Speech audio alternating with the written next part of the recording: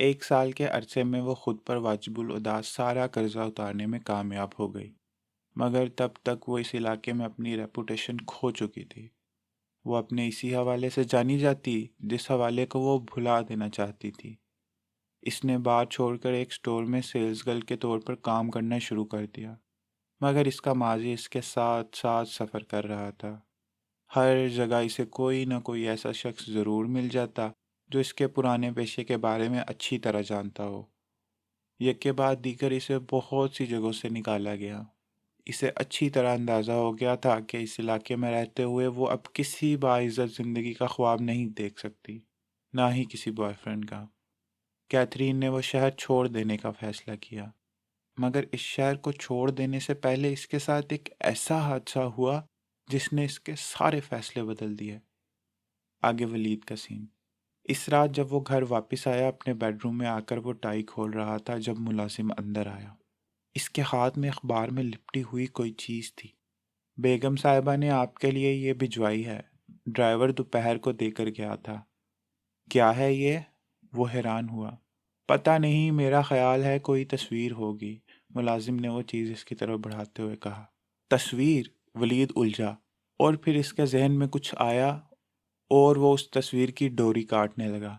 इसे याद आ गया था, ये यकीनन इस आर्टिस्ट की बनाई हुई कोई पेंटिंग होगी जिसके बारे में मैंने मम्मी को तकीद की थी। इसने अखबार हटाया और वो हैरान हो गया। बेइख्तियार इसके चेहरे पर एक मुस्कुराहट नमूदार हुई। इसे यूं लगा जैसे इसकी थकन यकदम कहीं गायब हो गई है। इसने तस्वीर को उठाकर एक कुर्सी पर रखा और खुद दूर बैठकर इसे देखने लगा। फ्रेम के बगैर भी वो तस्वीर इस कमरे में बहुत नुमायां लग रही थी। तस्वीर का बैकग्राउंड इस बार भी स्याह था और यूं लग रहा था जैसे स्याह रंग आसमान को जाहिर कर रहा है।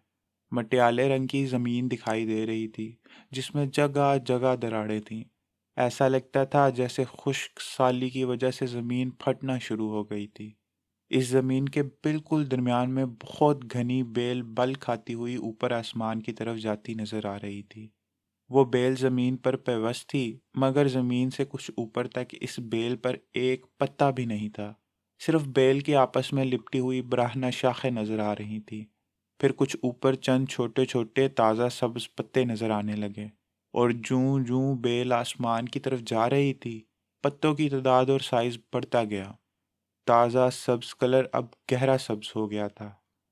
यूं लग रहा था जैसे ऊपर आसमान से कोई सफ़ेद रोशनी इस बेल के बिल्कुल ऊपर पड़ रही है, और जहां तक वो रोशनी पहुंच रही थी वहां तक बेल सरसब्ज हो गई थी। या फिर शायद इस रोशनी की वजह से बेल नीचे से ऊपर जाने की बजाय ऊपर से नीचे की तरफ शादाब होना शुरू हुई। स्याह बैकग्राउंड में ऊपर से बेल के सब्ज घने पत्तों पर पड़ने वाली दूधिया रोशनी और सब्ज पत्तों के दो मुख्तलिफ शेड्स ने इस तस्वीर में कोई अजीब सा तासुर पैदा कर दिया था। वलीद उठकर इस तस्वीर के पास गया और इसका कैप्शन देखने लगा। बिलीफ, ईमान। वो खड़ा होकर एक बार फिर इस तस्वीर और इसके कैप्शन का आपस में ताल्लुक वाज़िया करने की कोशिश करने लगा। डिज़ायर एंड बिलीफ, ख्वाहिश और ईमान, क्या है ये? मिस्टिसिज्म या मेटाफिजिक्स? वो मुस्कुराने लगा। बेड पर पड़ा हुआ मोबाइल उठाकर इसने मम्मी का नंबर मिलाया और सलाम दुआ के बाद नज़रत ने इससे इस तस्वीर के बारे में पूछा। मम्मी थैंक यू, मुझे वो मिल गई है। कैसी लगी तुम्हें? मम्मी मैं ये नहीं बता सकता, हर चीज़ की तारीफ़ करना मुमकिन नहीं होता, मगर मैं चाहता हूँ कि आप इस पेंटर का पता करें। मैं मिस समी से बात करूँगी, इन्हें पता होगा कि ये पेंटिंग कहाँ से आई है। इसकी क्या कीमत थी? वही 2000 रुपये, आज ही लेकर आई हूँ, नज़रत ने बताया। इट्स डेप्लोरेबल, ये इंतहाई अफसोसनाक है। ये आर्टिस्ट क्या कर रहा है अपने काम के साथ? कोड़ियों के भाव बेच रहा है। बुरी से बुरी पेंटिंग भी किसी आर्ट गैलरी में रखी हो तो अच्छी कीमत लग जाती है, और ये तो बहुत आउटस्टैंडिंग काम है। वलीद को वाकई अफसोस हो रहा था। हो सकता है कोई फाइनेंशियल क्राइसिस हो, इसीलिए वो इस तरह अपनी तस्वीरें बेच रहा है। आर्ट गैलरीज वाले भी तो तुम्हें पता ही है किसी छोटे मोटे आर्टिस्ट को कहाँ पूछते हैं और फिर नकद रकम कहाँ देते हैं।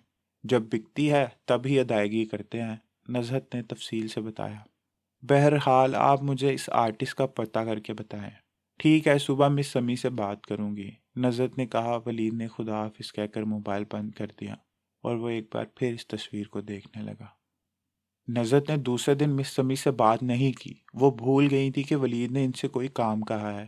دوسری طرف ولید کو بھی انہی دنوں سنگاپور جانا پڑا۔ وہاں سے وہ فیکٹری کی کچھ مشینز خریدنے کے لیے کوریا چلا گیا۔ 1 ڈیڑھ ماہ بعد جب وہ واپس آیا تو EPB کی طرف سے بیرون ملک ہونے والے کچھ تجارتی میلوں کی تاریخیں آ چکی تھی۔ وہ ان میں مصروف ہو گیا اور وہ 2 تصویریں مکمل طور پر اس کے ذہن سے نکل گئیں۔ کلب میں بھی دوبارہ کوئی پینٹنگ نہیں آئی جسے نزرت خریدتی اور ولید کو دوبارہ وہ آرٹسٹ یاد آتا۔ آگے مریم قسیم۔ ماما جان کے ساتھ یہ اس کا پہلا اختلاف نہیں تھا۔ اس کی پوری زندگی ہی اختلافات سے بھری ہوئی تھی۔ وہ زندگی میں کبھی بھی اپنے ماحول سے مطمئن نہیں رہی تھی، اور اس کی بنیادی وجہ مریم کا یہ خیال تھا کہ ان کا یہ ماحول بہتر ہو سکتا تھا اگر ماما جان، اور یہ اگر ہمیشہ اس کو تکلیف پہنچاتا رہا۔ جوں جوں وہ عمر کی سیڑھیاں چڑھ رہی تھی، اس کی انزائٹی بڑھتی جا رہی تھی۔ اسے خود سے وابستہ ہر چیز سے نفرت تھی، اپنے ماحول سے، اپنے گھر سے، وہاں موجود چیزوں سے، اس محلے کے لوگوں سے، ان ٹوٹی گلیوں سے، اپنے سبزی اور پھل فروش باپ کی اس دکان سے جو اس کے گھر کے رستے میں آتی تھی۔ وہاں سے گزرتے ہوئے اس کی ہتھیلیوں میں پسینہ آنے لگتا اور چہرہ سرخ ہو جاتا۔ اس نے وہاں سے گزرتے ہوئے کبھی سر اٹھا کر اس دکان پر موجود شخص کو دیکھنے کی کوشش نہیں کی، کیونکہ وہ جہاں تعلیم حاصل کرنے جاتی تھی وہاں اس کے باپ کا یہ پیشہ کتنے لوگوں کو کہہ کے لگانے پر مجبور کر سکتا تھا، اور وہ یہ جانتی تھی۔ میں ان میں سے نہیں ہوں، میں ان میں سے ہوں ہی نہیں۔ وہ ہر دفعہ اس محلے سے اور اس دکان کے سامنے سے گزرتے ہوئے ایک منتر کی طرح یوں یہ لفظ دہراتی جاتی جیسے کسی جادو کے لیے کوئی توڑ کر رہی ہو۔ پھر جب اس کے باپ کی وفات ہو گئی تو اسے اپنے اندر ایک بہت کمینہ سا اطمینان محسوس ہوا۔ کم از کم اسے شرمندہ کرنے والی چیزوں میں سے ایک کی کمی ہو گئی تھی۔ اب کبھی اسے اس دکان کے سامنے سے گزرتے ہوئے اس طرح سر جھکانا نہیں پڑے گا، کیونکہ اس سبزی کی دکان کے ساتھ اس کا کوئی تعلق نہیں رہا تھا۔ مگر اس کے قابل اعتراض چیزوں کی لسٹ بہت لمبی تھی، اور شاید یہ لسٹ لمبی ہی رہتی اگر NCA میں گریجویشن کے آخری سال اسے ان تمام چیزوں سے فرار کا موقع اپنے سامنے نظر آنا نہ شروع ہو جاتا۔ اس کی زندگی میں بہت غیر معمولی حالات میں ایک شخص آ گیا تھا، اور اس شخص کی آمد نے اس کے لیے ہر چیز کو بدل دیا۔ اور آگے ایک سین ہے جہاں پہ مریم اور اس کی 2 دوست ہیں، عائزہ اور مریا، وہ یونیورسٹی میں سیڑھیوں پہ بیٹھی ہوئی ہیں۔ کیا بندہ ہے یار، عائزہ کی آواز میں رشک تھا یا ستائش؟ مریم کو اندازہ نہیں ہوا، لیکن اس نے گردن موڑ کر ادھر ضرور دیکھا جس سمت وہ دیکھ رہی تھی۔ ان سے چند فٹ کے فاصلے پر نیوی بلو شرٹ اور سیاہ جینز میں ملبوس ایک دراز قد شخص نائلہ اور صوفیہ کے ساتھ باتوں میں مشغول تھا۔ ویری گڈ لکنگ یار، مریا نے ہلکی سی سیٹی کے ساتھ عائزہ کی بات کی تائید کی۔ مریم نے اپنے دل میں اعتراف کیا، ان دونوں کی تعریف بے جا نہیں تھی، وہ شخص واقعی بہت ہینڈسم تھا۔ NCA میں وہ روز ایسے بہت سے چہرے اور لوگ دیکھتی تھی جنہیں بار بار دیکھنے کو دل چاہتا، یا پھر جن پر نظر بے اختیار ٹک جاتی، مگر اس شخص میں خوبصورتی کے علاوہ وقار بھی تھا۔ اس کے کھڑے ہونے کا انداز، چہرے اور ہاتھوں کی حرکات میں عجیب سا ٹھہراؤ تھا۔ مریم نے اس کے چہرے سے نظریں ہٹا لیں۔ وہ ایک بار پھر اپنے ہاتھ میں پکڑی ہوئی اسائنمنٹ دیکھنے لگی، مگر اسے احساس ہو گیا تھا کہ اب یہ کام ممکن نہیں رہا۔ اس کی توجہ بری طرح بٹ چکی تھی۔ صوفیہ دنیا کی خوش قسمت لڑکی ہے، عائزہ نے بالآخر ایک گہری سانس لیتے ہوئے کہا۔ کیوں؟ یہ اچانک اس کی خوش قسمتی کا انکشاف کیسے ہوا تم پر؟ مریا نے ایک بار پھر چپس کھانے شروع کر دیے۔ اگر کالج میں 20 اچھے لڑکے ہوں اور ان میں سے 19 صوفیہ کے دیوانے ہوں تو یقیناً اسے خوش قسمتی کے علاوہ اور کیا کہا جا سکتا ہے؟ عائزہ نے چپس کے پیکٹ میں ہاتھ ڈالتے ہوئے کہا۔ اور اس سے بھی دردناک بات یہ ہے کہ اس کالج میں آنے والا ہر ہینڈسم شخص کسی نہ کسی حوالے سے صوفیہ سے منسلک ہوتا ہے۔ اب اسی شخص کو دیکھ لو تم، میں نے آج پہلی بار اسے دیکھا ہے، اور وہ بھی صوفیہ کے ساتھ۔ ماننا پڑے گا یار، صوفیہ میں کوئی ایسی بات ہے جس نے اسے ہیلن آف ٹرائی بنایا ہوا ہے۔ کالج بھرا ہوا ہے خوبصورت لڑکیوں سے، مگر صوفیہ تو صوفیہ ہے۔ اگر کالج میں بیوٹی کانٹیسٹ ہو تو مجھے یقین ہے ٹائٹل صوفیہ ہی جیتے گی۔ عائزہ بڑے کھلے دل سے صوفیہ کی تعریف کر رہی تھی۔ مریم کے لیے اسائنمنٹ کو دیکھنا اور بھی مشکل ہوتا جا رہا تھا۔ ابھی بھی دیکھو کس قدر مشکل ہے اس بندے کے لیے صوفیہ کے چہرے سے نظریں ہٹانا، عائزہ ایک بار پھر کہہ رہی تھی۔ مریم نے سر اٹھا کر ان لوگوں کی طرف دیکھا۔ وہ شخص صوفیہ پر نظریں جمائے ہوئے تھا۔ وہ واقعی کسی اور چیز کی طرف متوجہ نہیں تھا۔ ویسے مجھے لگ رہا ہے میں نے اس شخص کو پہلے کہیں دیکھا ہے، مگر کہاں؟ عائزہ نے اچانک کچھ سوچتے ہوئے کہا۔ کمال ہے، تمہیں بھی یہی لگ رہا ہے؟ مجھے بھی یہی محسوس ہوا تھا جیسے میں اس شخص کو پہلے کہیں دیکھ چکی ہوں، مریم نے کہا۔ کیوں مریم، تمہیں بھی ایسے نہیں لگ رہا جیسے تم اس شخص کو پہلے دیکھ چکی ہو؟ اس بار عائزہ نے مریم کو مخاطب کیا۔ وہ تینوں کالج کے کوریڈور کی سیڑھیوں میں بیٹھی ہوئی تھی۔ پتہ نہیں، اس نے مختصر جواب دیا اور ایک بار پھر اپنی توجہ اسائنمنٹ پر کر لی۔ میرا خیال ہے وہ جا رہا ہے، عائزہ نے کمنٹری کی۔ وہ شخص اب صوفیہ سے ہاتھ ملا رہا تھا۔ پھر وہ لمبے لمبے ڈگ بھرتا ہوا ان کے بالکل سامنے سے گزرا۔ اس کے بائیں ہاتھ میں ایک موبائل تھا جس پر وہ چلتے ہوئے کوئی نمبر ڈائل کر رہا تھا۔ ان کے پاس سے گزرتے ہوئے اس نے ان لوگوں کی طرف ایک سرسری نظر ڈالنے کی بھی زحمت نہیں کی۔ اس سے پاس سے دیکھنے پر مریم کو یکدم احساس ہوا جیسے وہ بھی اسے پہلے کہیں دیکھ چکی ہے۔ یار، یہ بندہ دور سے جتنا خوبصورت نظر آ رہا تھا، پاس سے اس سے زیادہ خوبصورت ہے، عائزہ نے دور جاتے ہوئے اس شخص کی پشت پر نظر جماتے ہوئے کہا۔ ہیلو صوفیہ، مریم نے یکدم صوفیہ کو اپنی طرف متوجہ کیا۔ وہ اور نائلہ مسکراتی ہوئی ان کی طرف آنے لگیں۔ میں صوفیہ سے اس کے بارے میں پوچھتی ہوں، مریم نے عائزہ سے کہا۔ یہ کون تھا یار؟ اس کے قریب آتے ہی عائزہ نے سوال داغا۔ یہ ولید ہے، میرا کزن ہے، صوفیہ نے کچھ فخریہ انداز میں تعارف کروایا۔ صرف کزن یا کچھ اور بھی؟ وہ عائزہ کی بات پر بے اختیار دلکش انداز میں ہنسی۔ ابھی تو کزن ہی ہے، اور کا پتہ نہیں۔ یعنی چانسز ہیں؟ عائزہ مکمل تحقیق کے موڈ میں تھی۔ چانسز تو ہمیشہ ہی ہوتے ہیں، صوفیہ نے بڑے اسٹائل میں کہا۔ اس کو پہلے یہاں کبھی نہیں دیکھا؟ مریم نے پوچھا۔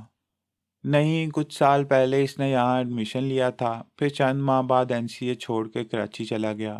وہاں سے انڈس ویلی سے اس نے گریجویشن ٹیکسٹائل ڈیزائننگ میں کیا۔ 1 ڈیڑھ سال سے انکل کی ٹیکسٹائل فیکٹری چلا رہا ہے، صوفیہ نے تفصیلی تعارف کروایا۔ ہمیں دراصل یہ لگ رہا تھا کہ اسے کہیں دیکھا ہے، مریم نے وضاحت کی۔ ضرور دیکھا ہوگا، کبھی کبھار ماڈلنگ کرتا ہے۔ 2-3 سال پہلے تو اچھی خاصی ماڈلنگ کی تھی اس نے، اب جب سے بزنس کر رہا ہے تب سے چھوڑی ہے، صوفیہ نے کہا۔ ہاں ٹھیک ہے، اس کو کسی میگزین میں دیکھا ہوگا۔ ہم لوگ یہی سوچ رہے تھے کہ اس کا چہرہ ہمیں اتنا شناسا کیوں لگ رہا ہے۔ عائزہ کو جیسے اطمینان ہوا۔ ابھی ایک فیشن شو کروا رہا ہے، اپنے آپ کو انٹروڈیوس کروانے کے لیے۔ یہاں NCA میں آتا جاتا رہے گا۔ کچھ سٹوڈنٹس کی ضرورت ہے اسے، جو اس سلسلے میں اس کے ساتھ کام کر سکیں۔ ایک پروجیکٹ ہے جو وہ کروانا چاہ رہا ہے۔ تم لوگوں کو اگر دلچسپی ہو تو میں ملوا سکتی ہوں، صوفیہ نے آفر کی۔ عائزہ اور مریم ایک دوسرے کا چہرہ دیکھنے لگیں۔ کس طرح کا پروجیکٹ ہے؟ عائزہ نے پوچھا۔ یہ مجھے نہیں پتا، میں نے اس بارے میں بات نہیں کی، تم لوگ تفصیلات خود پوچھ سکتی ہو۔ ٹھیک ہے، ہم واقعی کام کرنا چاہیں گے، عائزہ ایک دم پرجوش ہو گئی۔ تو پھر اس کا کانٹیکٹ نمبر لکھ لو، صوفیہ نے اس کا کانٹیکٹ نمبر لکھواتے ہوئے کہا۔ عائزہ اور مریم نے اپنے بیگ سے ڈائری نکال لی، جبکہ مریم اس ساری گفتگو کے دوران سر نیچا کیے اسی اسائنمنٹ پر جھکی رہی۔ وہ واضح طور پر صوفیہ کو نظر انداز کر رہی تھی، اور صوفیہ نے بھی یہی کیا تھا۔ یہ اس کے گھر کا نمبر ہے، رات کو 10 بجے کے بعد وہ اس نمبر پر مل سکتا ہے، اور یہ اس کا موبائل نمبر ہے۔ صوفیہ نے بڑی روانی سے دونوں نمبر زبانی دہرائے۔ تم لوگ میرا ریفرنس دے کر اس سے بات کر سکتی ہو، میں اس کو تم لوگوں کے بارے میں بریف کر دوں گی۔ مجھے تھوڑا کام ہے، اب میں جا رہی ہوں۔ صوفیہ نائلہ کے ساتھ چلی گئی۔ مریم، تم نے نمبر نوٹ کر لیا؟ عائزہ کو اچانک مریم کا خیال آیا۔ نہیں۔ کیوں نہیں؟ تمہیں تو ان پروجیکٹس میں خاصی دلچسپی ہوتی ہے، اور تمہاری شہرت تو ایسے پروجیکٹس کے حوالے سے خاصی اچھی ہے۔ عائزہ کو تعجب ہوا۔ ہاں مگر صوفیہ کے ریفرنس سے مجھے کوئی کام نہیں لینا، اس نے قطعی لہجے میں کہا۔ کیا ہے یار، کلاس فیلو ہے، ایسے ریفرنس تو چلتے ہی ہیں یہاں پر۔ مریم کچھ کہنے کی بجائے اپنی چیزیں سمیٹنے لگی۔ آئزہ اور مریم نے دوبارہ اس سے کانٹیکٹ نمبر کا ذکر نہیں کیا۔ آگے پھر کیتھرین ہے۔ اس شام وہ سٹور سے فارغ ہو کر گھر جانے کی بجائے کافی اور برگر لے کر اس چھوٹے سے گراؤنڈ میں چلی گئی جو راستے میں آتا تھا۔ گراؤنڈ میں اس وقت کچھ بچے کھیل رہے تھے۔ وہ کچھ دیر کھڑی انہیں دیکھتی رہی، پھر گراؤنڈ کے گرد بنی سیڑھیوں میں سے ایک پر بیٹھ گئی۔ بچوں کو کرکٹ کھیلتے دیکھتے ہوئے وہ مکمل طور پر برگر کھانے میں مگن تھی جب ایک آواز نے اسے چونکا دیا۔ Hello, are you Asian? کیا آپ ایشیائی ہیں؟ کیتھرین نے سر اٹھا کر اس شخص کو دیکھا۔ وہ ایک دراز قد نوجوان تھا۔ اپنے سفید رنگ اور نقش و نگار سے وہ مقامی لگتا تھا، مگر اس کے منہ سے نکلنے والے ایک جملے سے ہی کیتھرین کو اندازہ ہو گیا کہ وہ مقامی نہیں ہے۔ وہ اپنی آنکھوں میں تجسس لیے ہوئے اس کے جواب کا منتظر تھا۔ کیتھرین کے لیے اس کا سوال نیا نہیں تھا، کیونکہ کیتھرین کی رنگت گندمی تھی اور آنکھیں ڈارک براؤن، اور یہ دونوں چیزیں اس نے اپنے باپ سے لی تھیں۔ پہلی نظر میں ہر کوئی اسے دیکھ کر یہی سوال کرتا تھا، مگر اس کے سنہرے بال اور تیکھے مغربی نقوش دوسری نظر میں ہر ایک کو کنفیوز کر دیتے۔ نہیں، میں ایشیائی نہیں ہوں، اس نے بے تاثر چہرے اور لہجے میں اس سے کہا۔ سوری، مجھے لگا آپ ایشیائی ہیں۔ وہ اب معذرت کر رہا تھا۔ کیتھرین اندازہ نہیں کر سکی کہ اس کا چہرہ سردی کی وجہ سے سرخ ہوا تھا یا پھر خفت سے۔ وہ شخص اب واپس کچھ دور سیڑھیوں پر ایک بیگ کے پاس جا کر بیٹھ گیا۔ کیتھرین کچھ دیر اسے دیکھتی رہی، پھر پتہ نہیں اس کے دل میں کیا آیا اور وہ اٹھ کے اس شخص کے پاس چلی گئی۔ آپ یہ کیوں پوچھ رہے ہیں؟ وہ اٹھ کر کھڑا ہو گیا۔ کیونکہ میں ایشیائی ہوں۔ مقامی لہجہ نہ ہونے کے باوجود وہ شخص بہت اچھی انگلش بول رہا تھا۔ حالانکہ آپ ایشیائی نہیں لگتے۔ وہ جواب میں صرف مسکرایا۔ ایشیا میں کس ملک سے تعلق ہے آپ کا؟ کیتھرین نے کافی کے سپ لیتے ہوئے پوچھا۔ پاکستان سے۔ ہونٹوں کے پاس کافی کا کپ لے جاتے ہوئے چند لمحوں کے لیے اس کا ہاتھ ساکت ہو گیا اور پھر اس نے کافی کا ایک بڑا گھونٹ لیا۔ سامنے کھڑے ہوئے شخص سے اس کی یہ حرکت چھپی نہیں رہی۔ اوہ! کیتھرین کا لہجہ یک دم بہت سرد ہو گیا۔ آپ میرے ملک کو جانتی ہیں؟ اس شخص نے بہت اشتیاق سے پوچھا۔ بہت اچھی طرح۔ وہ ایک قدم پیچھے ہٹ گئی۔ اس شخص پر نظریں جمائے اس نے کافی کا آخری گھونٹ لیا اور برق رفتاری کے ساتھ ایک قدم آگے بڑھا کر اس نے اس شخص کے منہ پر تھوک دیا، اسے گالی دی، اور پھر اس شخص کی طرف سے کسی متوقع رد عمل کے خدشے سے بجلی کی تیزی سے پلٹ کر بھاگی، اور یہیں اس سے غلطی ہو گئی۔ سیڑھیوں کی چوڑائی کے بارے میں اس کا اندازہ ٹھیک نہیں نکلا، اور پلٹ کر رکھے جانے والا وہ قدم جو اسی سیڑھی پر پڑنا چاہیے تھا جہاں وہ اس شخص کے ساتھ کھڑی تھی، وہ اس سیڑھی کے کنارے پر پڑا، اور وہ اپنا توازن برقرار نہ رکھتے ہوئے اس سیڑھی سے نیچے گری، اور صرف وہیں سے نہیں، سنبھلنے کی کوشش کرنے کے باوجود وہ اگلی 3 سیڑھیوں سے بھی اسی طرح لڑکتے ہوئے نیچے پہنچی، اور وہ شخص جو اس کی اس حرکت پہ ہکا بکا رہ گیا تھا، اسے نیچے گرتا دیکھ بے اختیار جیکٹ کے بازو سے اپنے گال کو صاف کرتے ہوئے اس کی طرف لپکا، مگر جب تک وہ اس تک پہنچا وہ سیڑھیوں سے نیچے پہنچ چکی تھی اور اب اوندے منہ فرش پر پڑی ہوئی تھی۔ آپ ٹھیک ہیں؟ وہ اس کے سر کے پاس پنجوں کے بل بیٹھا تشویش بھری آواز میں پوچھ رہا تھا۔ کیتھرین کو اچھی خاصی چوٹیں لگی تھیں، مگر اس وقت چوٹوں سے زیادہ اسے اس شخص کے سامنے اس طرح گرنے کی شرمندگی تھی۔ اس نے اپنے سر کے گرد بازو لپیٹ لیے۔ اب اسے افسوس ہو رہا تھا کہ اس نے یہ حرکت کیوں کی۔ زندگی میں پہلی بار اس نے کسی شخص پر تھوکا تھا، اور اب وہ اس کے سامنے۔ شاید وہ کبھی اس شخص پر اس طرح نہ تھوکتی اگر وہ اتنی ڈپریسڈ نہ ہوتی جتنی وہ ان دنوں تھی۔ آپ ٹھیک ہیں؟ وہ اب اس کے بازو کو ہلاتے ہوئے پوچھ رہا تھا۔ اسے اٹھتے نہ دیکھ کر اس شخص کی تشویش اور بڑھ گئی تھی۔ میں ٹھیک ہوں، کیتھرین نے بالآخر کہا۔ وہ جانتی تھی اب اسے اٹھنا تھا، اس وقت دنیا کا سب سے مشکل کام، مگر وہ ساری زندگی وہاں لیٹی تو نہیں رہ سکتی تھی، وہ بھی اس صورت میں جب وہ شخص مسلسل اس کا بازو سہلا رہا تھا۔ اپنے چہرے کے تاثرات کو بہت نارمل رکھتے ہوئے وہ گھٹنوں، بازوؤں اور ریڑھ کی ہڈی میں اٹھنے والی تمام ٹیسوں کو نظر انداز کرتے ہوئے اٹھ کر بیٹھ گئی۔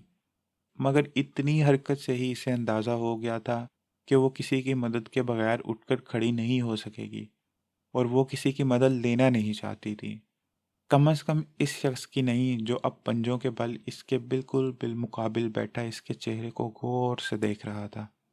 اس کی کوہنیاں بری طرح چھل گئی تھیں اور سفید شرٹ پر خون کے دھبے بہت واضح نظر آنے لگے تھے۔ بیٹھنے کے بعد کیتھرین نے اس شخص کو مکمل طور پر نظر انداز کرتے ہوئے اپنی کونیاں موڑ کر زخموں کا جائزہ لیا۔ اس شخص نے اپنی جیکٹ کی جیب سے ایک رومال نکال کر اس کی طرف بڑھا دیا۔ نو تھینک یو، مجھے ضرورت نہیں ہے۔ اس نے اس شخص کی طرف دیکھے بغیر اس کا ہاتھ جھٹک دیا، اور ٹراؤزر کی جیب ٹٹول کر اس نے اپنا رومال نکالا اور کونیاں صاف کرنے لگی۔ وہ شخص اسی طرح بیٹھا ساری کارروائی دیکھتا رہا۔ کیتھرین نے رومال سے کونیوں کو صاف کرتے ہوئے یوں لاپرواہی کا اظہار کیا جیسے اسے کوئی زیادہ تکلیف نہیں پہنچی، اور وہ خراشیں بہت معمولی تھیں، مگر وہ شخص اس کے چہرے کے تاثرات کو مکمل طور پر نظر انداز کیے اس کی کونیوں کو خاصی تشویش کا ساتھ دیکھ رہا تھا۔ میری مدد کی ضرورت ہے آپ کو؟ وہ اب سنجیدگی سے پوچھ رہا تھا۔ نو تھینک یو، کیتھرین نے ایک بار پھر اس کے چہرے کی طرف دیکھے بغیر کہا۔ وہ شخص اٹھ کر کھڑا ہو گیا اور کیتھرین نے دل ہی دل میں اطمینان کا سانس لیا۔ وہ واقعی چاہتی تھی کہ وہ اس کے سامنے سے ہٹ جائے تاکہ وہ اٹھنے کی کوشش کر سکے۔ اسے اپنی کمر کے نچلے حصے میں شدید درد محسوس ہو رہا تھا، اور اپنے چہرے کے تاثرات کو نارمل رکھنا اس کے لیے بہت مشکل ہو گیا تھا۔ وہ شخص اٹھنے کے بعد وہاں سے جانے کی بجائے وہیں کھڑا رہا۔ چند لمحوں کے بعد اس نے اپنا ہاتھ کیتھرین کی طرف بڑھایا۔ یقیناً وہ اٹھنے میں اس کی مدد کرنا چاہتا تھا، مگر کیتھرین نے بڑے اعتماد کے ساتھ اس کی آفر رد کر دی۔ میں خود اٹھ سکتی ہوں، آپ جائیں۔ وہ شخص چند قدم پیچھے ہٹا اور پھر دوبارہ سیڑھیوں پر چڑھ گیا۔ کیتھرین اب اسے نہیں دیکھ سکتی تھی، مگر اسے اندازہ تھا کہ وہ پیچھے سیڑھیوں پر اپنی جگہ پر ابھی بھی بیٹھا اسے دیکھ رہا ہے۔ کیتھرین نے پیچھے مڑے بغیر ایک ہاتھ سے اپنے پیچھے موجود سیڑھی کا سہارا لیا اور اٹھنے کی کوشش کرنے لگی، مگر وہ کھڑی نہیں ہو سکی۔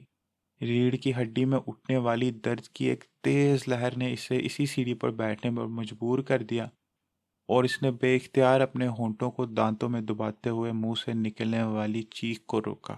وہ شخص تیز قدموں کے ساتھ سیڑھیاں پھلانگتا ہوا ایک بار پھر اس کے سامنے کھڑا ہو گیا، اور اس بار کیتھرین کے چہرے کے تاثرات سے اسے اس کی تکلیف کا اندازہ ہو گیا۔ زیادہ چوٹ لگی ہے؟ وہ ایک بار پھر پوچھ رہا تھا۔ اس بار کیتھرین اپنی بے بسی کو نہیں چھپا سکی۔ میری کمر اور دائیں گھٹنے میں بہت درد ہو رہا ہے، اس نے چہرہ اوپر کیے بغیر بہتے آنسوؤں کے ساتھ اسے بتایا۔ چند منٹ پہلے کا اعتماد اب بھگ سے اڑ گیا تھا۔ اسے خوف محسوس ہو رہا تھا کہ اگر چوٹیں واقعی شدید ہوئیں تو کیا ہوگا۔ وہ نہ تو لمبے چوڑے علاج کی استطاعت رکھتی تھی اور نہ ہی گھر پر طویل قیام کی۔ وہ شخص اب کچھ پریشان نظر آنے لگا۔ آپ میرا ہاتھ پکڑ کر کھڑا ہونے کی کوشش کریں، اس نے اپنا ہاتھ کیتھرین کی طرف بڑھایا۔ میں نہیں کر پاؤں گی۔ آپ کوشش تو کریں، اس شخص نے اصرار کرتے ہوئے کیتھرین کا ہاتھ پکڑ لیا اور اسے اٹھانے کی کوشش کرنے لگا۔ کیتھرین نے ہاتھ کی بجائے اس کی کلائی پکڑ لی اور اٹھنے کی کوشش کرنے لگی۔ درد کی ایک اور ٹیس اس کے کمر میں اٹھی، لیکن اسے خوشی ہوئی کہ وہ کھڑی ہونے میں کامیاب ہو گئی تھی۔ اس شخص نے ایک گہرا سانس لیا۔ اس کا مطلب ہے کم از کم آپ کھڑی ہو سکتی ہیں۔ اب آپ جھک کر اپنے پاؤں کی انگلیوں کو ہاتھ لگائیں۔ کیوں؟ وہ حیران ہوئی۔ کھڑا ہونے کے بعد اسے احساس ہو رہا تھا کہ اس کے دائیں گھٹنے میں کمر سے زیادہ تکلیف ہے، اور یہ وہ گھٹنا تھا جس پر وہ اپنے پورے وزن سمیت گری تھی۔ تاکہ یہ تو پتہ چلے کہ ریڑھ کی ہڈی ٹھیک ہے یا نہیں، وہ شخص بڑی سنجیدگی کے ساتھ کہہ رہا تھا۔ کیتھرین نے اس کا ہاتھ چھوڑ دیا۔ آہستہ آہستہ جھک کر اس نے اپنے پاؤں کی انگلیوں کو چھوا اور پھر اسی طرح سیدھی کھڑی ہو گئی۔ تھوڑا بہت درد محسوس ہونے کے باوجود اس نے بآسانی انگلیوں کو چھو لیا تھا۔ اس کے سیدھا ہوتے ہی اس شخص نے پوچھا، بہت زیادہ درد ہو رہا ہے؟ نہیں، بہت زیادہ نہیں۔ کیتھرین نے اپنے دائیں پاؤں کی صرف انگلیاں زمین پر ٹکائی ہوئی تھی۔ اس نے اپنا سارا بوجھ بائیں ٹانگ پر منتقل کر رکھا تھا۔ اس شخص نے اس کا جواب سننے کے بعد اپنا بیگ دائیں کندھے پر منتقل کیا اور اپنا بازو اس کی طرف بڑھا دیا۔ یہاں سے باہر نکلتے ہی ٹیکسی مل جائے گی، میں آپ کو ہاسپٹل لے جاتا ہوں، ڈاکٹر چیک اپ کر لے گا۔ کیتھرین نہ ہاسپٹل جانا چاہتی تھی اور نہ ہی ٹیکسی کے کرائے پر پیسے خرچ کرنا چاہتی تھی۔ اس کا بازو پکڑے چلتے ہوئے اس نے کہا، میں گھر جاؤں گی، میں اب ٹھیک ہوں۔ وہ شخص خاموش رہا، مگر گراؤنڈ سے باہر آتے ہی اس نے سڑک سے گزرتی ہوئی ایک ٹیکسی کو روک لیا۔ کیتھرین کے انکار کے باوجود اس نے زبردستی اسے ٹیکسی میں بٹھا دیا۔ میں نہیں جانتا آپ اس طرح ضد کیوں کر رہی ہیں۔ آپ کو تفصیلی معائنے کی ضرورت ہے اور شاید ایکس رے کی بھی، مگر آپ ہاسپٹل جانے کے بجائے گھر جانا چاہ رہی ہیں۔ کیتھرین نے اس کی بات کے جواب میں کچھ نہیں کہا۔ اب جب وہ ٹیکسی میں بیٹھ ہی چکی تھی تو اتنی لمبی چوڑی بحث کا کیا فائدہ۔ خوش قسمتی سے اس کے جسم میں کہیں بھی کوئی فریکچر نہیں تھا۔ ہاسپٹل سے فارغ ہونے کے بعد وہ ایک بار پھر باہر آ گئے۔ کیتھرین کی شرمندگی اب اپنی انتہا کو پہنچی ہوئی تھی۔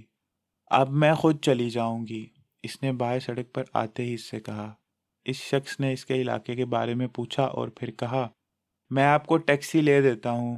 ایک بار پھر کیتھرین کے انکار کے باوجود اس نے ایک ٹیکسی روک لی۔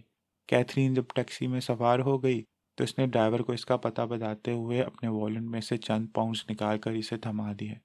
کیتھرین نے کچھ کہنا چاہا تو اس نے ہاتھ کے اشارے سے روک دیا۔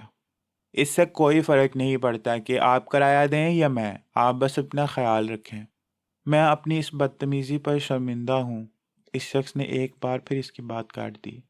اس کے بارے میں آپ سے تفصیلی بات ہوگی جب ہم دوبارہ ملیں گے۔ ایک جملے میں نہ آپ اس کی وضاحت پیش کر سکتی ہیں اور نہ میں ایک جملے میں معذرت قبول کروں گا، وہ کہتا ہوا کھڑکی سے ہٹ گیا۔ کیتھرین نے حیرانی سے چلتی ہوئی ٹیکسی سے اس شخص کو فٹ پاتھ پر کھڑے دیکھا۔ اگر اس نے اسے معاف نہیں کیا تھا تو ان ساری عنایات کا کیا مطلب تھا، اور اسے یہ یقین کیوں تھا کہ وہ دوبارہ ملیں گے، جبکہ وہ میرا جو نام اور پتہ جانتا ہے وہ دونوں غلط ہیں۔ ہاسپٹل میں اس نے اپنا نام اور پتہ لکھوایا تھا اور اس نے جانتے بوجھتے دونوں بالکل غلط لکھوائی تھی۔ اس وقت بھی ٹیکسی سے جہاں لے جا رہی تھی وہ اس کے گھر سے کچھ فاصلے پر موجود دوسری سٹریٹ تھی۔ اس نے سیٹ کی پشت سے ٹیک لگا کر آنکھیں بند کر لیں۔ وہ شخص بہت عجیب تھا اور وہ دوبارہ اس سے ملنا نہیں چاہتی تھی۔ اگلے چند دن وہ گھر پر ہی رہی۔ جب اس کی چوٹیں کچھ ٹھیک ہونا شروع ہو گئیں تو وہ ایک بار پھر اسٹور جانے لگی۔ کوشش کے باوجود وہ اس شخص کو اپنے ذہن سے نہیں نکال سکی۔ بہت دفعہ اس گراؤنڈ کے سامنے سے گزرتے ہوئے اسے اس شخص کا خیال آتا اور وہ تیزی سے وہاں سے گزر جاتی، لیکن ایک دن وہاں سے گزرنے کی بجائے وہ اندر چلی گئی۔ گراؤنڈ میں ہمیشہ کی طرح اکا دکا لوگ مختلف قسم کے کھیلوں میں مصروف تھے اور سیڑھیاں ویران تھیں۔ وہ ایک سیڑھی پر بیٹھ گئی۔ ہاتھ میں پکڑی ہوئی کافی پیتے ہوئے وہ سامنے گراؤنڈ میں چند نوجوانوں کو کرکٹ کھیلتے دیکھنے لگی۔ وہ ان کا کھیل دیکھتے ہوئے خاصی محو ہو گئی، اور اس کی محویت اس وقت ختم ہوئی جب نچلی سیڑھی پر ایک شخص یکدم اس کے سامنے آ کر کھڑا ہو گیا۔ آگے پھر ولید انڈس ویلی کا گریجویٹ تھا۔ اس کے والد نے 2 شادیاں کی تھیں۔ ان کی پہلی بیوی ایک انگریز عورت تھی۔ شادی کے کچھ عرصے کے بعد انہوں نے اس عورت کو طلاق دے دی اور ولید کو لے کر پاکستان آ گئے۔ پاکستان آ کر انہوں نے نزت سے دوسری شادی کی۔ نزت ان کے ایک دوست کی بہن تھی۔ ولید شروع کا کچھ عرصہ اپنے ددیال میں رہا اور پھر بورڈنگ چلا گیا۔ جب وہاں سے فارغ ہوا تو اپنی تعلیم مکمل کرنے کے لیے کراچی چلا گیا۔ اس کے والد چاہتے تھے کہ وہ بزنس ایڈمنسٹریشن میں تعلیم حاصل کرے، مگر ولید کو شروع سے ہی آرٹ میں دلچسپی تھی۔ اس کے والد نے کچھ اعتراضات کیے، مگر اس کے اصرار پر انہوں نے اسے اجازت دے دی۔ تعلیم مکمل کرنے کے بعد اس نے اپنے والد کی ایک ٹیکسٹائل فیکٹری سنبھال لی، اور اس نے انہی دونوں چیزوں کو مد نظر رکھتے ہوئے انڈس ویلی سے ٹیکسٹائل ڈیزائننگ میں گریجویشن کی۔ تعلیم مکمل کرنے کے بعد اس کے والد نے اسے باقاعدہ طور پر وہ فیکٹری دے دی جسے وہ کچھ عرصے سے اسے دینے کا کہہ رہے تھے۔ اب وہ اس فیکٹری میں اپنی مرضی کی تبدیلیاں لانے کی کوشش کر رہا تھا۔ نزہت روایتی سوتیلی ماں ثابت نہیں ہوئی۔ شاید اس کی وجہ یہ تھی کہ اسے ولید یا اپنے شوہر کی سابقہ بیوی سے کسی چیلنج کا سامنا نہیں کرنا پڑا، نہ ہی ولید کی پرورش کرنی پڑی۔ وہ صرف چھٹیوں میں گھر آیا کرتا اور نزہت وہ چند ہفتے بڑے اچھے طریقے سے اس کی دیکھ بھال کیا کرتی۔ اس نے ویسے بھی نزت یا اپنے دوسرے بہن بھائیوں کے لیے کوئی مسئلہ کھڑا نہیں کیا۔ وہ فطرتاً خاموش طبع تھا اور دوسروں کا احترام کیا کرتا۔ نزت کو جائیداد کی تقسیم کے معاملے میں بھی اس کا بڑا بیٹا ہونے کا کوئی خوف نہیں تھا۔ اس کے شوہر نے کئی سال پہلے ہی نزت کی رضامندی سے اپنی جائیداد کی تقسیم کر دی تھی۔ ولید کو ایک فیکٹری، کچھ زمین اور 2 پلاٹ دیے گئے تھے۔ ان میں سے ایک پلاٹ ان کے گھر سے کچھ فاصلے پر تھا۔ ولید جب کراچی میں اپنی تعلیم مکمل کر رہا تھا تو اس کے والد نے اس کی مرضی سے اس پلاٹ پر گھر تعمیر کروا دیا۔ لاہور واپس آنے کے بعد وہ اپنے والد و نزت کے ساتھ رہنے کی بجائے اپنے گھر میں شفٹ ہو گیا۔ اگرچہ ان دونوں نے اسے کہا تھا کہ وہ شادی ہونے تک ان کے ساتھ ہی رہے، مگر ولید نے معذرت کر لی۔ وہ ہمیشہ اکیلے رہنے کا عادی تھا، اب یکدم بھرے ہوئے گھر پر نہیں رہ سکتا تھا۔ اس کے والد نے کوشش کی تھی کہ اگر وہ شفٹ کرنا چاہتا ہے تو پھر شادی بھی کر لے۔ انہوں نے اس مقصد کے لیے اس سے اپنے خاندان کے علاوہ اپنے ملنے والوں کی بھی بہت سی بیٹیوں کا ذکر کیا تھا، مگر ولید ابھی فوری طور پر شادی نہیں کرنا چاہتا تھا۔ وہ فیکٹری میں تبدیلیاں کرنے کے علاوہ اپنے بزنس کو اور پھیلانا چاہتا تھا، اور اس کا خیال تھا شادی اس کے کام کے لیے بڑی رکاوٹ بن سکتی ہے۔ اس لیے ان دونوں کے اصرار کے باوجود وہ شادی پر تیار نہیں ہوا، مگر اس نے صوفیہ میں دلچسپی لینا شروع کر دی۔ صوفیہ نزت کی بڑی بہن کی بیٹی تھی۔ وہ بے حد خوبصورت تھی۔ ولید سے اس کی زیادہ جان پہچان ان دنوں ہوئی جب انہوں نے کراچی کے ایک فیشن میگزین کے لیے اکٹھے ایک فیشن شوٹ کروایا۔ وہ ولید سے زیادہ نامور اور اچھی ماڈل تھی۔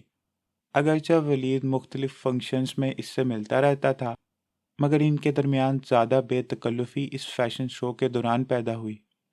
ولید نے ماڈلنگ ایک ہابی کے طور پر شروع کی تھی۔ انڈس ویلی میں اس کے ایک کلاس فیلو نے اسے ماڈلنگ کی آفر کی، جس کا بھائی ایک ایڈورٹائزنگ ایجنسی چلا رہا تھا۔ ولید کو یہ آفر خاصی دلچسپ لگی۔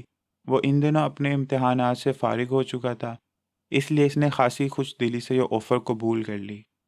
اس نے بہت سے میگزین کے لیے ماڈلنگ کی، پھر آہستہ آہستہ اسے احساس ہوتا گیا کہ یہ کام بہت زیادہ وقت مانگتا ہے، جبکہ فائدہ کچھ نہیں تھا، خاص طور پر میل ماڈلز کے لیے۔ کچھ عرصہ گزرنے کے بعد وہ پھر ایک بار اپنی تعلیم میں مصروف ہو گیا اور ماڈلنگ اس کی ترجیحات کی فہرست سے غائب ہو گئی۔ مگر صوفیہ سے ان دنوں ہونے والی دوستی نہ صرف قائم رہی، بلکہ وقت گزرنے کے ساتھ ساتھ اس میں اضافہ ہوتا گیا۔ ان دونوں کی بہت سی دلچسپیاں ایک جیسی تھیں۔ وہ بھی ولید کی طرح NCA سے گریجویشن کر رہی تھی اور اس کے ساتھ ساتھ ماڈلنگ میں بھی اپنا نام بنا چکی تھی۔ شادی کے لیے ولید کے سامنے رکھے جانے والے ناموں میں سے ایک نام صوفیہ کا بھی تھا، اور اس نام نے ولید کی اس میں دلچسپی کو ایک نیا رخ دے دیا۔ وہ اس کی خوبصورتی اور ٹیلنٹ سے پہلے ہی متاثر تھا۔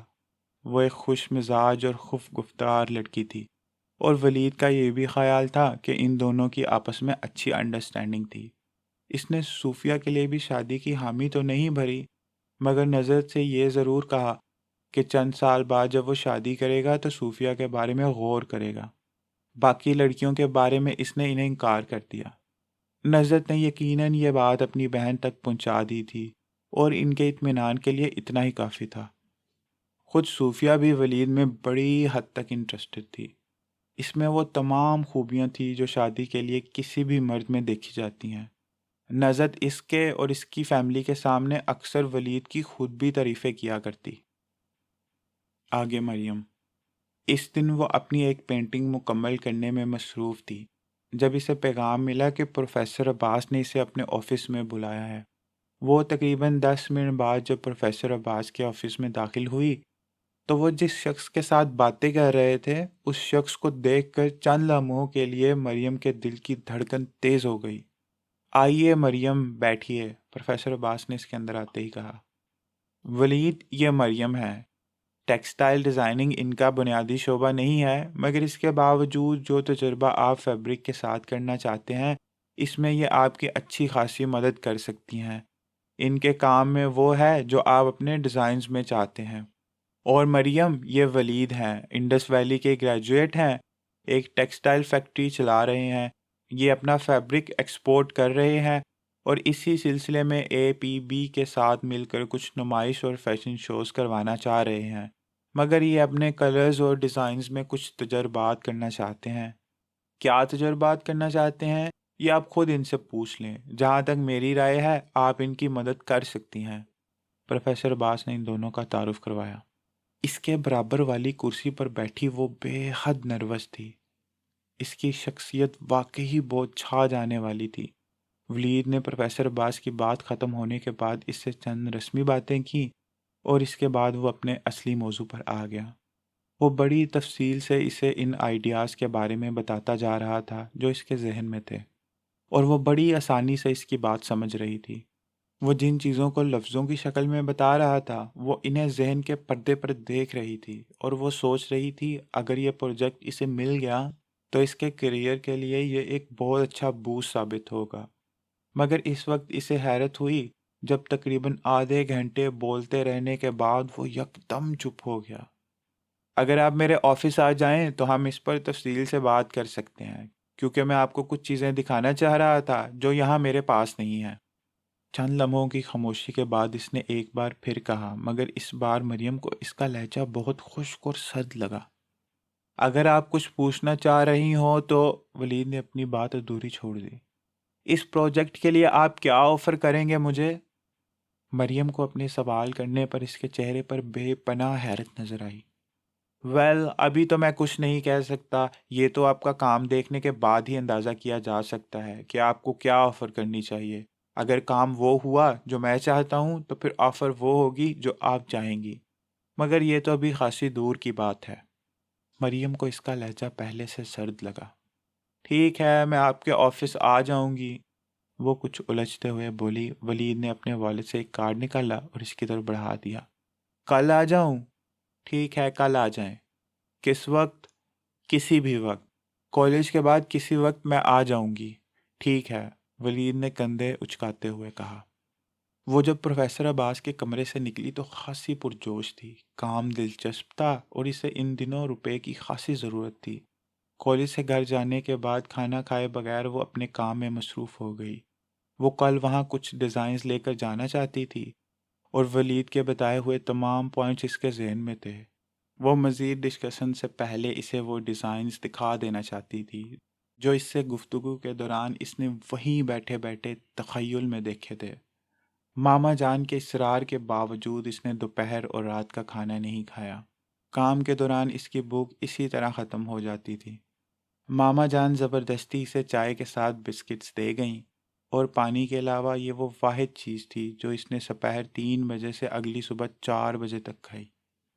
وہ ساری رات جاگ کر کام میں مصروف رہی اور صبح 4 بجے وہ اپنا کام مکمل کر کے سونے کے لیے لیٹی۔ چند گھنٹے سونے کے بعد جب وہ کالج پہنچی تو بہت مطمئن تھی۔ کالج سے فارغ ہونے کے بعد وہ اس کارڈ پر دیے گئے پتے پر پہنچ گئی۔ میری کوئی پراپر اپائنٹمنٹ تو نہیں ہے ان کے ساتھ، لیکن انہوں نے آج کسی بھی وقت یہاں مجھے آ جانے کے لیے کہا تھا، اور میں نے ان سے کہا تھا کہ میں 2 بجے کے بعد کسی بھی وقت آ جاؤں گی۔ ریسپشنسٹ نے اسے کارڈ لیتے ہوئے اس سے اپائنٹمنٹ کے بارے میں پوچھا تھا۔ مگر وہ تو جا چکے ہیں۔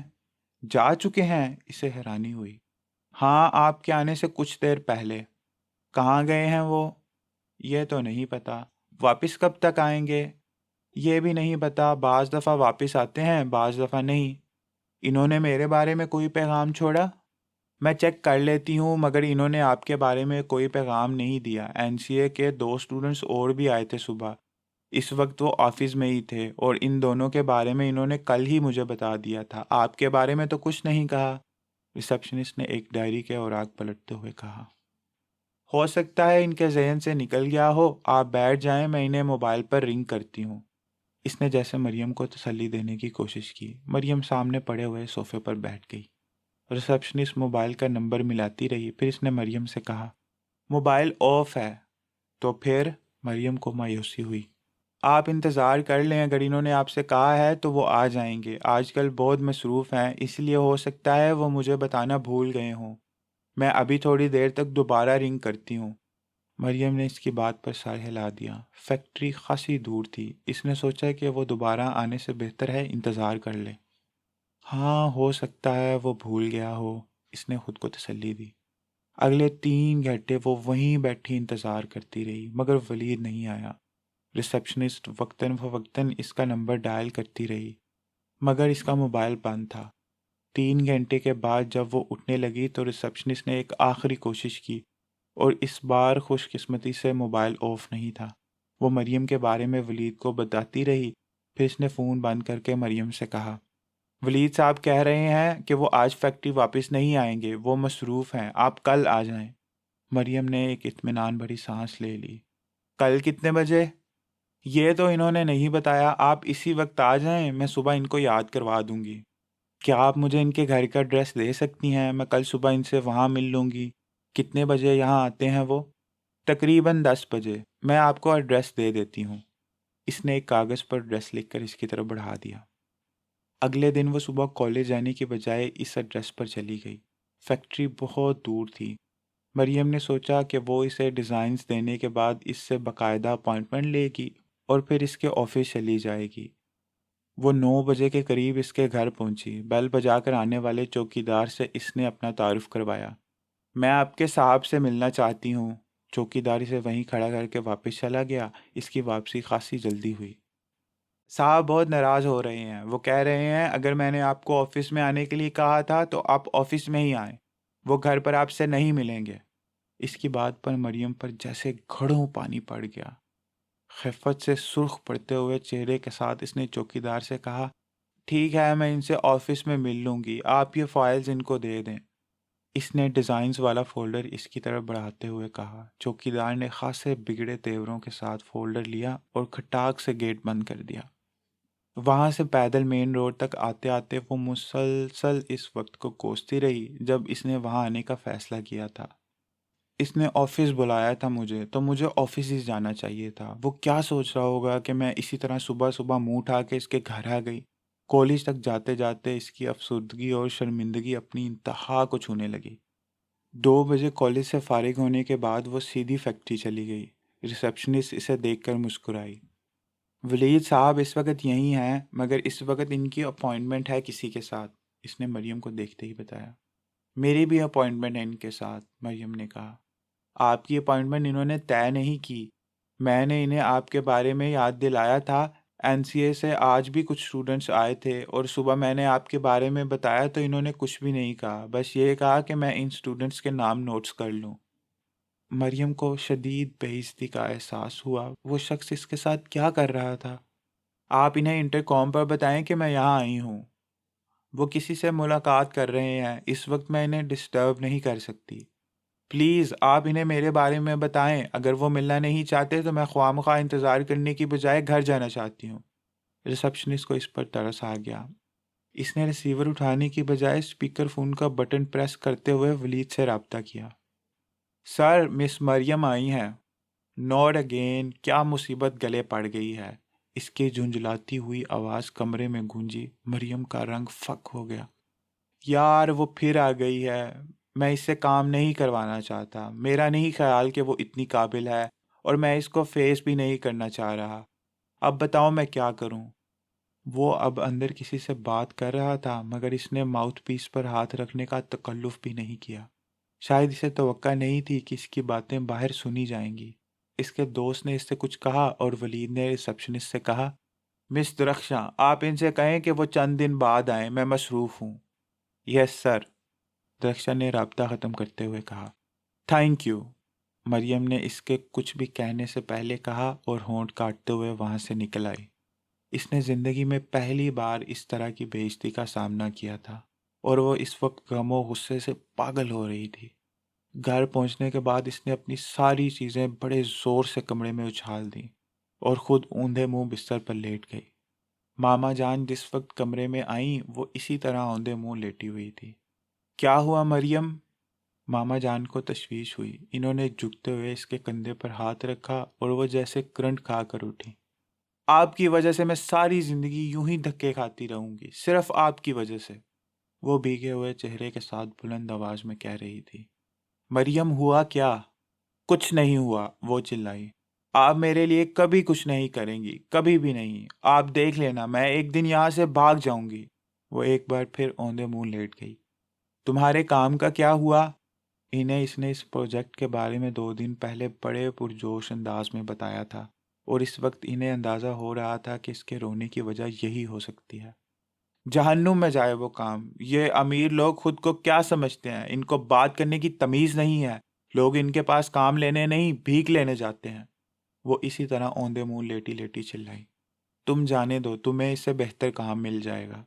ماما جان نے اس کے کاندھے پر پیار سے ہاتھ رکھتے ہوئے کہا، کہاں سے مل جائے گا؟ میرے جیسے آرٹسٹ رلتے پھرتے ہیں یہاں، کوئی بیگ نہیں ہے میری، کوئی سفارش نہیں ہے میرے پاس، مجھے لگتا ہے میں ویسٹ لینڈ میں آ گئی ہوں۔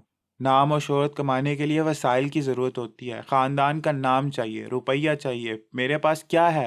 اور یہ سب آپ کی وجہ سے ہوا ہے۔ آج میرے پاس برٹش نیشنلٹی ہوتی تو پھر میں دیکھتی اس کتے کو۔ وہ ہچکیوں سے روتے ہوئے بول رہی تھی۔ مریم گالی نہیں دیتے، ماما جان کو شوق لگا، وہ پہلی بار اس کے منہ سے گالی سن رہی تھی۔ کیوں نہیں دیتے؟ دیتے ہیں، آپ کے پاس نصیحتوں کے علاوہ اور ہے کیا؟ یہ نہیں کرتے، وہ نہیں کرتے۔ ماما جان، دنیا میں رہنے کے لیے سب کچھ کرنا پڑتا ہے، سب کچھ آنا چاہیے، گالیاں دینا بھی آنا چاہیے۔ وہ کس قدر ہرٹ ہوئی تھی ماما جان اس کا اندازہ نہیں کر سکتی تھی، مگر کوئی غیر معمولی بات ضرور ہوئی تھی جس نے اسے اس طرح رونے پر مجبور کر دیا۔ اچھا ٹھیک ہے، تم گالیاں دے لینا، مگر ابھی تو اٹھ کر کھانا کھاؤ، تمہارے لیے میں نے آج کھیر بنائی ہے۔ وہ اس کے کندھے تھپکتے ہوئے بچوں کی طرح اسے بہلانے لگی، مگر مریم بے دستور روتی رہی۔